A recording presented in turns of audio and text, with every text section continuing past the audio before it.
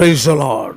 அன்பான தேவனுடைய பிள்ளைகளை, வேதம் சொல்லுகிறது 1 கொரிந்தியர் 1வது அதிகாரம் அதனுடைய 28ஆம் வசனத்தை வாசிக்கும் போது, உள்ளவைகளை அவமாக்கும்படி உலகத்தில் இழிவானவைகளையும் அற்பமாய் எண்ணப்படுகிறவைகளையும் இல்லாதவைகளையும் தேவன் தெரிந்து கொண்டார் என்று கர்த்தருடைய வேதம் சொல்லுகிறது. அன்பான கர்த்தருடைய பிள்ளைகளே, தேவன் நான் பலவான், நான் பெரிய பட்டதாரி என்று சொல்லுகிறவனை அல்ல அவர் தேடுவது. Praise God.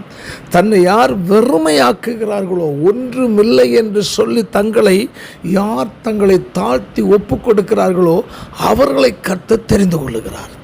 அதுதான் சொல்லப்பட்டிருக்கிறது. உள்ளவைகள் நான் பெரியவன், என்னால் ஆகும், நான் யார் தெரியுமா என்று சொல்லுகிறவனை, பிரைஸ் காட், ஆமென், ஒன்றுமில்லாமல் பண்ணுவதற்காக தேவனாகிய கர்த்தர், பிரைஸ் காட், இல்லாதவைகள் அற்பமாய் எண்ணப்படுகிறவைகளை கர்த்தர் தெரிந்து கொள்ளுகிறார். அன்பான தேவனுடைய பிள்ளைகளே, கர்த்தருடைய கரத்தில் உங்களை தாழ்த்தி ஒப்பு கொடுப்பீர்கள் என்றால் உங்களை மேன்மையான நபராய், அதிசயமான ஒரு நபராய் மாற்ற தேவனுக்கு வல்லமை இருக்கிறது. பாருங்கள், மோசேயின் கையில் இருந்ததோ ஒரு கோல். கர்த்தர் கேட்டார், மோசேயே, உன் கையில் இருப்பது என்ன? கோல் என்றார். அதை தரையில் போட்டவுடன் அது சர்ப்பமாய் மாறினது.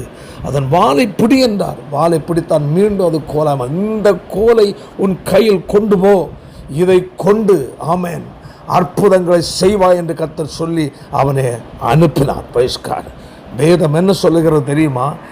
எகிப்து தேசத்தையே கலங்கடிக்க வைத்ததான கோல். பைஸ்கார் மட்டுமல்ல, பார்வோனையும் அவன் சேனையையும் கடல் மூழ்கடித்த கோல்.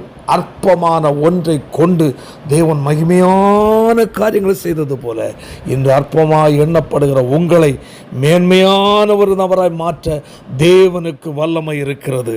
ஆமென், ஆமென்.